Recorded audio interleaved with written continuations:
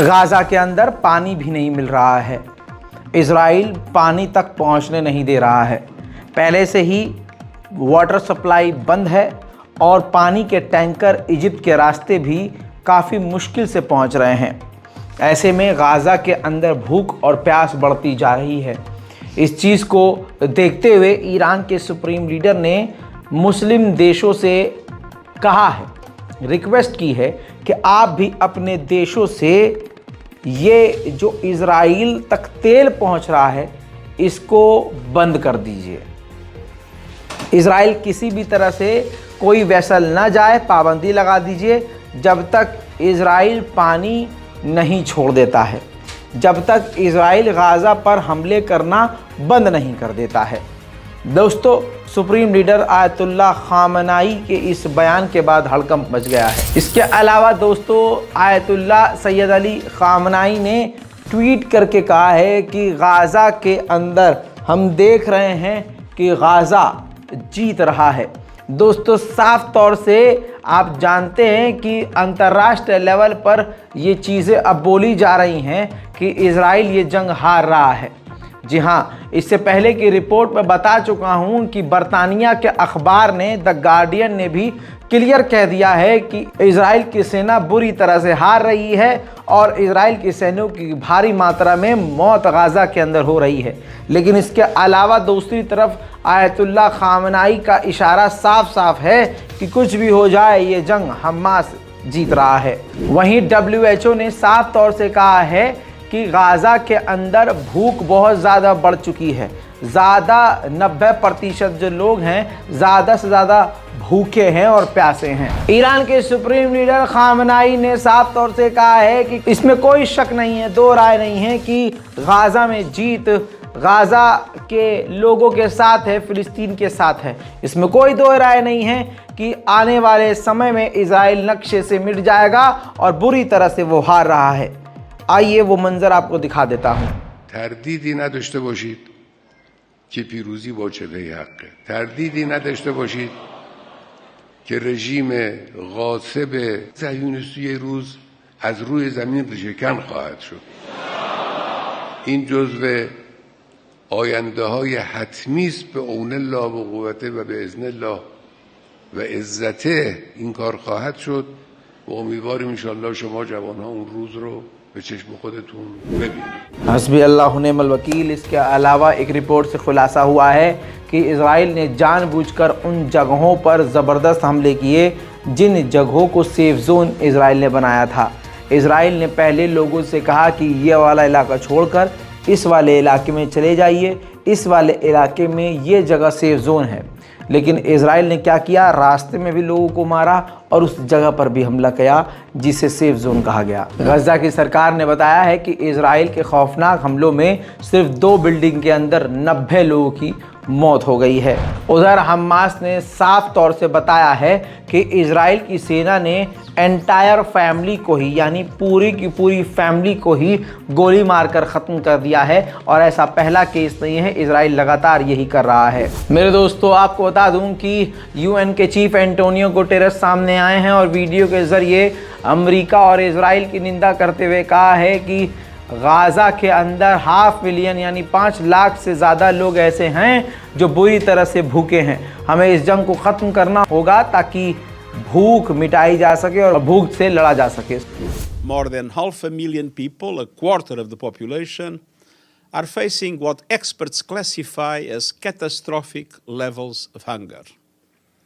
4 out of 5 of the hungriest people anywhere in the world are in Gaza.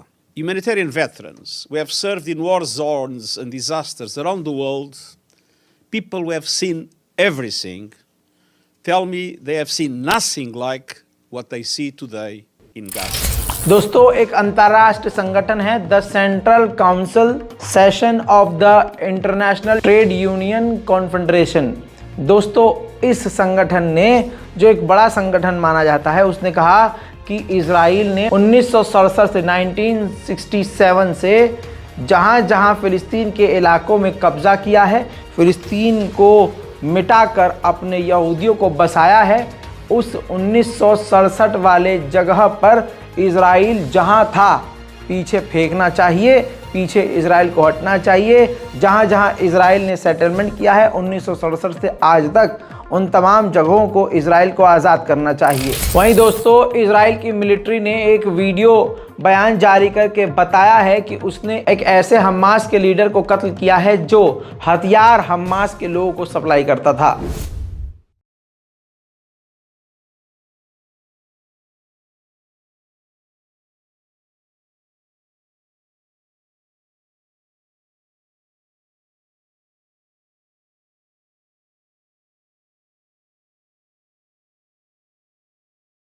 משנה איקון לביצוע. מוכנים לביצוע. משנה רשאי לבצע. קיבלנו לחסן לביצוע. 2-3, שקר.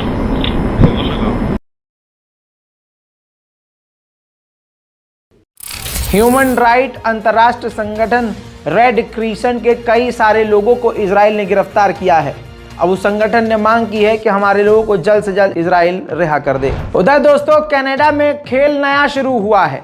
जो फिलिस्तीन के समर्थन में हैं, जो फिलिस्तीन को सपोर्ट कर रहे हैं, कनाडा में ऐसे लोगों को नौकरी नहीं मिल रही है और जिनके पास नौकरियां हैं, ऐसे लोगों को निकाला जा रहा है नौकरियों से जो फिलिस्तीन को सपोर्ट कर रहे हैं। जैसे लाल सागर, रेड सी पूरी तरह से बेकार हो चुका है यमन के हमलों के बाद। इसी तरह से ईरान ने कहा है कि मेडिटेरियन सागर, मेडिटेरियन सी भी पूरी तरह से ब्लॉक हो जाएगा अगर इजराइल अमेरिका ने गाजा पर हमले करना बंद नहीं किए।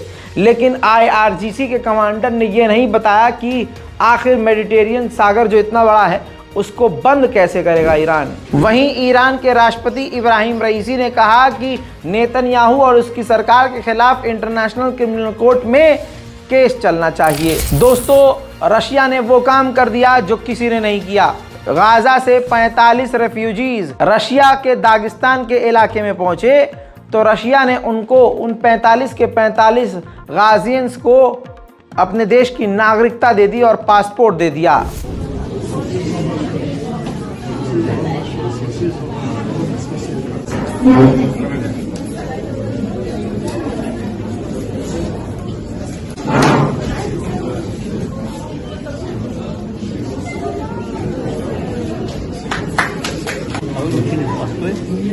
दोस्तों, इजराइल की राजधानी तेल अवीव में और पूरे इजराइल में नेतन्याहू के खिलाफ अब गुस्सा फूट रहा है।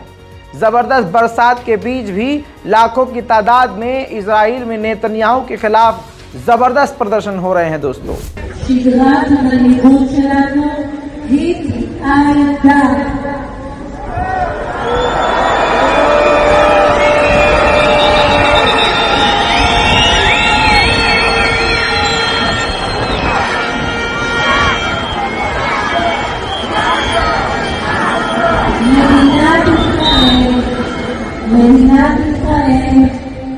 My name is Rachel, and I am the mother of Hirsch Goldberg Poland.